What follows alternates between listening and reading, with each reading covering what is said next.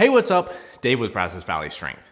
Today, we're going to be talking about warm-ups. And the goal of the video today is to come up with a strategy to hopefully have everybody prepared for their sessions and have a good idea of what really their readiness is in those sessions. So as a part of this video, I'm going to be talking about my velocity tracking device. So I'm going to come back to this later, but this is going to be a big part of the video today that I'm going to be referring to that mostly in the back end of this.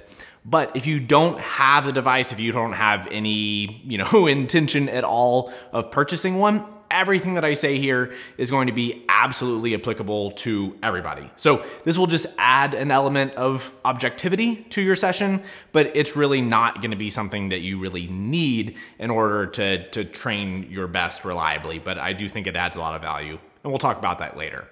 So I wanted to start off with the general goals of what a warm-up should do in the first place. And obviously it's get you warm, right? Get you prepared to actually be able to perform your best every session, but I think that even needs a little bit of a definition, right? Depending on day to day, just within the course of a program, you may have some days that are very good days and some very not so good days. And even within the way that I'm writing training blocks, I have days that are deliberately secondary days, lower performance days, and days that are high priority days. So the objective is not necessarily on those sessions to have my absolute best performance on both days, but to hopefully be as prepared as I can within the context of the program design. And I think that's important because some of the most common mistakes are that people go into the sessions and spend way too much time in their warm-up doing all sorts of foam rolling, stretching, trying to make sure they're absolutely prepared in every possible way to train. And then on the other side of it, I think people do very little. And so I think it's rare that people find a very good middle ground. And that's what I really want to lead people towards. So to understand just the concept, the goal of what we're trying to get out of our warm-up, we can come up with some just good ideas, good concepts for what the warm-up is actually doing for our performance. So by getting more warm, and we'll say something like, even just as simple as doing some warm-up sets, right? With the empty barbell, one plate on the bar, whatever, body weight squats.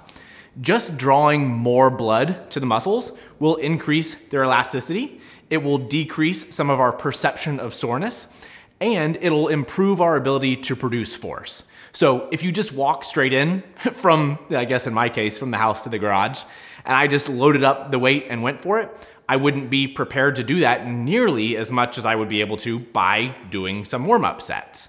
But I could very easily waste a lot of time and not get myself any more prepared by doing things like, let's say, static stretching or just a lot of foam rolling. Now, just briefly to touch on those, why those may not be as good as some dynamic things, would be that by doing foam rolling and static stretching to a greater degree here, we are going to decrease your brain's awareness, the sensitivity within that muscle. Right? So by stretching your quad, it does make your quad feel a little bit better. It increases the range of motion, but because of a decrease of that neurological connection, that's not really a good thing, right? So we perceive that we can move a little bit further, but at the cost of potentially reducing the ability to produce force within the quad. So just some brief research would be that riding on the bike and foam rolling both produce equal changes in the ability to stretch and touch your toe,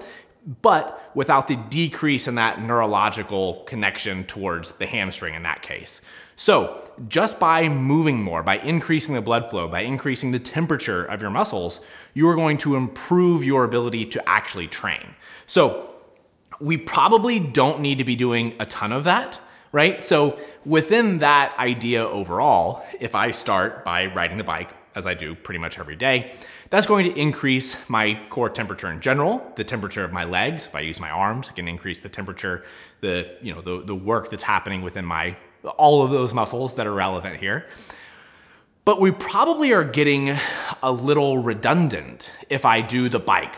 and then I do body weight squats, and I do split squats, and then I do a lot of like little exercises, how much value am I really adding at that point? If I've already increased the neurological awareness of those muscles, probably not a good bit. And so that's where I think that people probably are wasting a good bit of time, that they could start practicing their barbell lifts. So getting under a barbell and doing some repetitions once you're already warm is great, right? We're gonna start getting a little bit more specific. So as far as warm-ups go, we wanna start with pretty general. If you wanna do stretching, if you wanna do any of those kind of things, do them at the very, very beginning of your workout, because most of those negative changes can be overcome with more dynamic stuff. I still probably wouldn't recommend it, and if you're gonna stretch at the end of your session, just probably a better spot for it.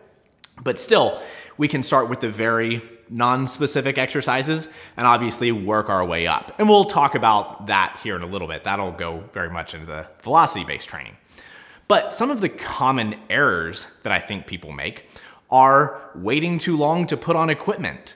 So if you're warming up for a competition squat, don't wait until you're at your last warm-up to pull up your knee sleeves or put on your belt, because those things are very much a skill as well. So when you're going through your warm-up, you also want to be practicing the specificity of the movement.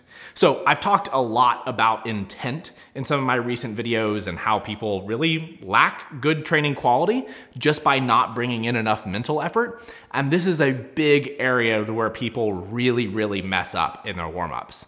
Let's say I prescribe somebody a tempo squat. I used tempo squats in my last video, and we're doing a 3-count descent on the tempo for 3 reps. And you wait until what your planned first working set is to do that tempo, you have waited too long to where now you're not practiced enough on it. You're gonna feel unfamiliar. The workout itself is gonna feel probably more challenging, and you're just not getting enough reps to be able to really practice. So especially if you have an issue that you're trying to correct in your training, warm-ups are a very, very, very good time to really go after it. So if you have pause squats, if you have tempo squats in your program, warm up with those. Bring that mindfulness, bring that intent. Don't wait until the top set. All of those reps can really add up in your mental ability to be able to actually perform the session the way that it's really intended and help improve on those qualities, those technique things that even made it assigned in the first place for you.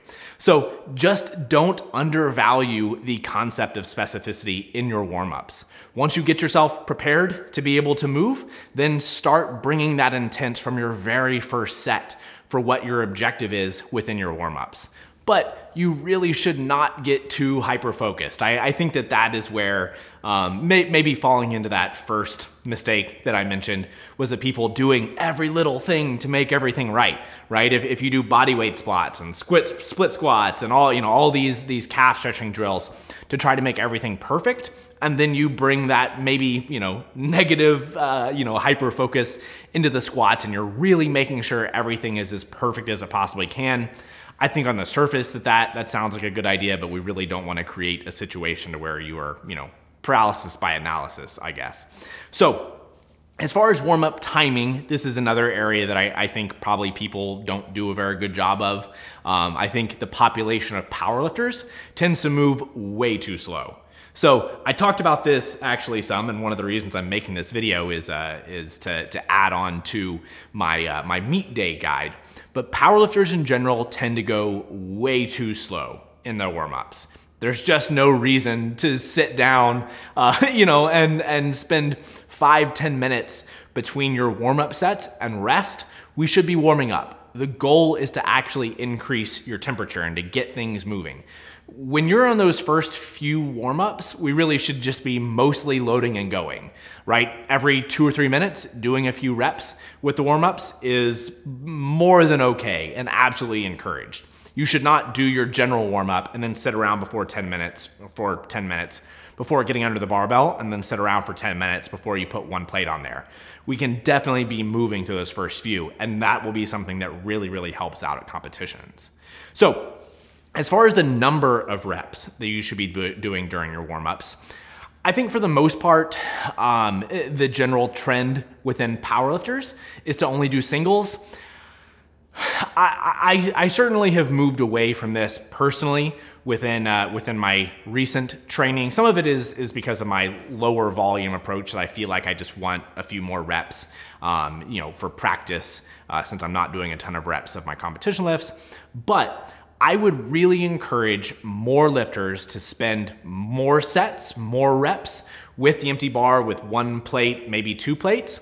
I do multiple sets with the empty bar. I usually do 2 or 3 sets with the empty bar, and usually 2-ish sets with just one plate on there. And this goes back to the idea of specificity within my warm-up, is that I'm not doing a lot of things, a lot of extra stuff to get myself warm. I want to be warm within the movement that is going to be required of me. So I ride the bike, I do some little, some Cossack squats, I guess is what they're called. Just makes me feel a little bit more loose.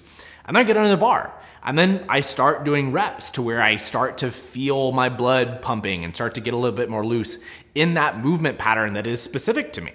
So I think that is an undervalued aspect of warming up. People, I think, maybe sometimes think, oh, I'm a power lifter. I only do singles. And they get under one plate and they do one rep and then they rack and they put one more and they do a single. We're trying to practice the movement and get to feel really good at it. And those lower loads really have way more value than people think that they do. Now, you should be tapering off the reps as you go up. So here in a second, we're going to talk about how many sets that you should be doing overall, and we'll dive into that a little bit more. But generally speaking, you should be doing, let's say, 5-10 reps with the empty barbell and 5-ish reps with one plate on there. And then maybe 3 or 4 reps when you put your second plate on there. And then starting to really taper off towards singles, especially around your last warm up, assuming that your top single or your top set is a single. If you're doing more than 1 rep at your top set, I usually encourage people to do about half as many reps as whatever their top set is for their warm-up sets. So let's say you're doing a set of 5, doing 2 to 3 reps all the way up will probably give you a better sense of your readiness for that top set of 5 than just doing singles does. So that's I think something that we can again add some mindfulness and some intent to, but for sure you don't need to be doing sets of 8 or 10 all the way up. As we're getting into the higher load, specificity does very much become a concern there. So now that we got the more general stuff out of the way, I think we can get into a little bit more of the specifics and very much the reason why I made this video in the first place. So I think that the big mistake that I see way too often with powerlifters is that their warm-ups are way too variable. Meaning, let's say that I have a plan in my head that I'm gonna squat 500 pounds for my top single on the day. And last week I squatted 485. So people will adjust their warm-ups to make that jump to 500 and adjust too many of those warm-ups in order to hit that number. And that's where I think that powerlifters can do a significantly better job of creating consistency, for one, within their training, but also having a better way to judge their readiness from day to day. So I do not basically ever change my warm-ups unless my top end strength has stretched further beyond where the jumps I'm comfortable making. So let's say, in general, if I'm doing the common single at an 8 RPE, that would be maybe around a second attempt in a competition. And so this, I think, is where people can really bring in some of the stuff, competition planning into how you train on a daily basis. And then attempt selection becomes very, very easy if you're training like this on a regular basis. So I am not adjusting my warm-up scheme basically ever, unless my top end strength has changed so dramatically that I'm needing to stretch stuff and kind of expand it. But generally speaking, most lifters should be taking about 5 or 6 warm-ups, right? 5 or 6 warm-up sets, and we can take away the empty bar. That one I wouldn't really think counts. So we'll use my squats for an example. So take away the empty bar. I'm doing 1 red, 2 reds, 3 reds, 4 reds, then 255 kilos, 285 kilos are my current warm-ups. So there's 6 of those. After that, that would lead me to what would be, I guess, my top set kind of on average. Let's say 300, 305. So I'm pretty comfortable making that jump. I would say in normal training outside of competition, that would be, a 7, an 8 RPE would be a pretty good top set from there. As I'm starting to kind of push intensity and get more prepared, I'm probably gonna be stretching that top set a little bit. So if I have in my head what my expectations would be as far as kind of my regular singles, 300 to 305 makes a lot of sense after my 285 warm up, right? 300 to 305 is what my opener on squat would be, right? So if I'm on, I would expect that to be 6.5, 7 RPE. And that would allow another jump from there to be 315, 320, maybe 325, kind of at the high end of what my comfortable jumps would be. So I've made it to where my jumps decrease in size, but not really dramatically, right? From 4 plates to 255, 35 kilos. From 255 to 280, 30 kilos. 285, 30 kilos. Then from 285 to 305, 20 kilos. Then my jumps from there kind of shrink. So already I've set up a situation to where when I go into a competition, I have a pretty good plan as far as what my warm-ups are gonna be, what my attempts are going to be, and then I have options, right? From there I can expand it and I can condense it. And this is where I think when we're thinking about competitions, people get really worked up on what their opener needs to be because they haven't really put a lot of thought in general in what their training plan is, right? I don't necessarily care what my opener is because I know if I squat 305 as my opener, and I'm doing that in the gym fairly often, I know what jumps that allows me from there. And I know what my top end probably is. And so from there, it just makes sense because I've practiced it so many times. So if you're really spending a lot of time thinking about what your opener is, you just haven't really thought about your warm-ups really effectively. So that's where my velocity tracking device, which by the way, this is a velocity-based training device. So this one is from Rep 1. I am an affiliate of Rep 1. So you can, if you use the link in the description of this video, you can purchase one of these. I get a little cut, you get a discount. But this is a really, really good tool for practicing and understanding consistency and readiness. And that's why I use it. I think many people don't, I think maybe even the people that understand a good bit of what velocity-based training is aren't really thinking about it in the ways that I do for the most part. I'm not micromanaging my RPE on working sets almost at all, right? Even like on deadlifts, you'll see me take it off because it's kind of a distraction. It bounces around a little bit when I'm doing working sets. On squats and bench press, it doesn't bother me, so I leave it on and it gives me kind of a sense of how things going if I'm getting a big drop off, big changes in velocity.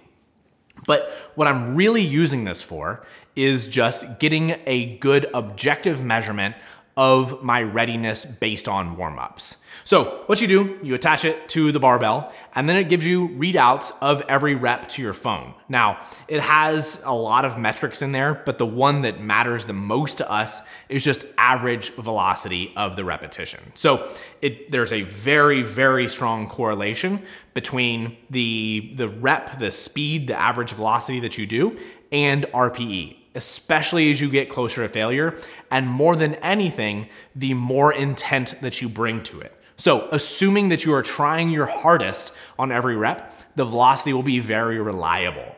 But as soon as you change how much you're going after a rep, like if you're just kind of coasting through a rep, the velocity is not reliable at that point. So again, bringing intent to warm-ups matters, and this can be a really good tool to encourage people to do that. That if you are using this device to track your readiness on a day-to-day session, that you will go into those reps trying to move with full intent because the data will really matter. So how I use this and how we'll see in a lot of the clips here is that I'm starting to look at the data on the way up, right? Is that I can compare relevant loads. So I would say something like on squats, around 220 kilos starts to be pretty relevant as far as the data that I'm getting from the device. It starts to be heavy enough that I'm actually trusting that I'll try hard enough to move it with full speed. So whether I'm doing ascending sets or I'm working up to a top single, you can see that this device is reading out every rep that I do. And so from there, I can compare the data that I have from this specific session to previous sessions and give myself a better idea of what my top set needs to be. So if I'm working up to a single at an 8 RPE, and I've done it enough times to where I have a pretty good idea of what my 8 RPE moves like, right? From practice, I'll know what that general number, 0.25 meters per second is. So I can go through my warm-ups, and when I do 220 kilos and I do that repetition, I can look at the device from the day and I can see, oh, compared to last week, I'm up 0.02 meters per second, which I would consider pretty relevant. And then as I put more weight on the bar, every time if I see that that trend is holding true, I should expect to be able to go a little bit heavier than the previous week and still be able to perform effectively. The other side of it is very much true as well, and probably where people need it the most, is that if you're warming up and you're seeing that the device is telling you that the numbers are slightly down, that you can at that point assume you're slightly less ready for the session, you're just not quite as strong in this specific session than you were in previous sessions. That's okay, right? But the point being that it will add more objectivity to your training and help you make better training decisions. So that's where this device really, I think, has the most value, is that it's not going to have you, micromanage every single set. That if I'm thinking, okay, my squat reps need to be 0.3 every single time. Oh, it was a little bit slower than that. I need to take weight off. Oh, well, it went back up. And I'm really not doing that. But it helps me get a ballpark of how my training is going. So if I'm doing reps, after my top set and I'm seeing that it's, I put 10 more kilos on and it's moving just a tad bit slower. Great, right? Like that intensity went up the way that I was anticipating it to. But if things are really dropping off from set to set, I have that objective measure that now I'm fatiguing. Or the opposite is that if I'm feeling tired, but the velocity is staying pretty high, my performance is also staying pretty high. So it just adds more objectivity to your training. So I guess as a side note here, there are ways in which you could program, specific maybe velocity stops. I think some of the data on the subject has that like you shouldn't be losing, more than 15%, or whatever. I guess generally speaking, a higher velocity loss is going to be more applicable to hypertrophy. And for strength training, we generally want a lower velocity loss.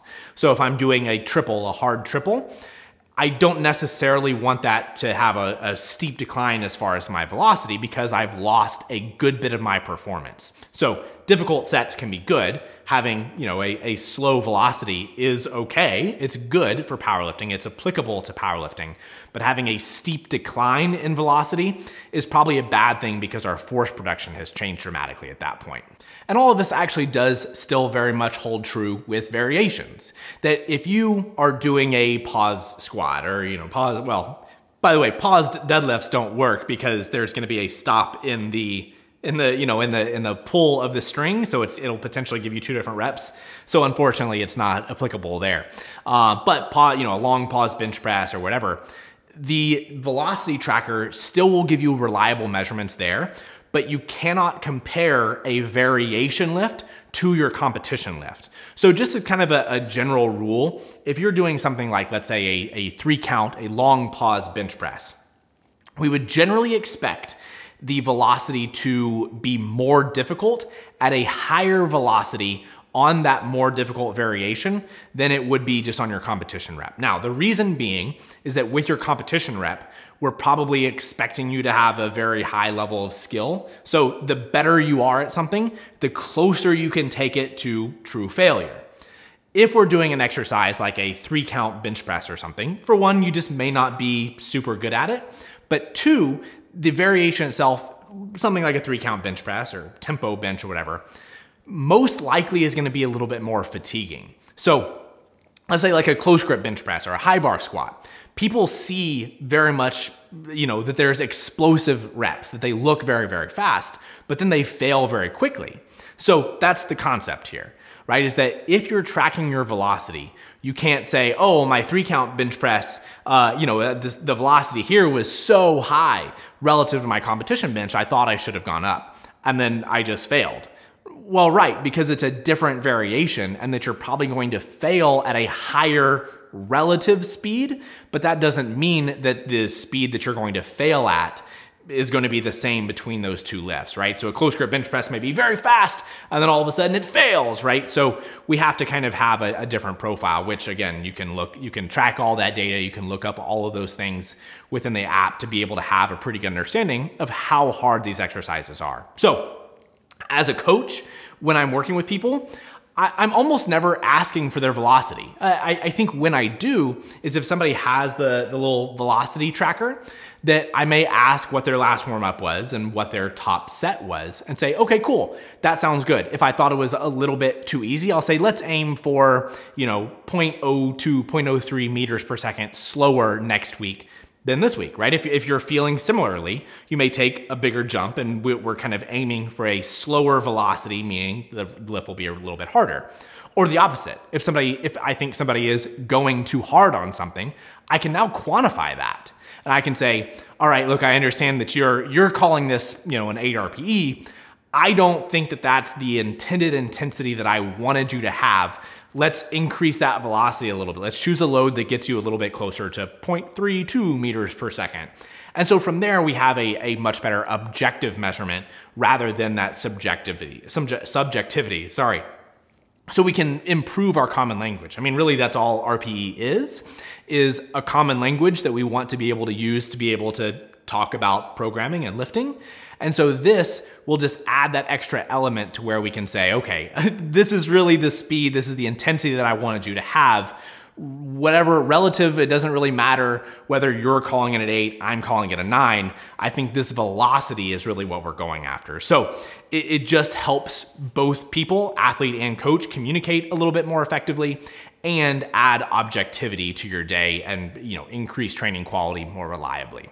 So the message for this video is that the goal of warm-ups is to be able to create a consistent rhythm, a consistent process for yourself to be able to actually be ready for your sessions and to be able to judge your readiness. So you probably shouldn't be doing too much. You shouldn't be spending 30 minutes before you get under the barbell. Probably shouldn't just be walking in the gym cold and then just getting going. But we should have a pretty consistent process to be able to make ourselves feel our best and reliably understand what our performance is and actually be prepared to have that performance. So if you are interested in the Rep 1 device is what it's called, their link is in the description below. Like I said, I'll get a little piece of it if you get one. I think it's a great tool to really increase training quality. I think one of the biggest things that I have really gotten out of it is just adding that intent to my warm-ups. I have this conversation with athletes all the time to where people are not filming their last few warm-ups. Like, first of all, I wanna see those warm-ups, but second of all, the act of you setting up a camera and filming it tends to make people care more. They actually bring more intent, and this just is another layer to that. So with all the videos that I've been making recently, if you haven't, really believed that intent matters more than anything else, I'll just have to keep saying it, I guess. So this can certainly help with that and also add objectivity. So if you did like the video, give it a thumbs up, subscribe to the channel if you haven't already, and we'll see you next time.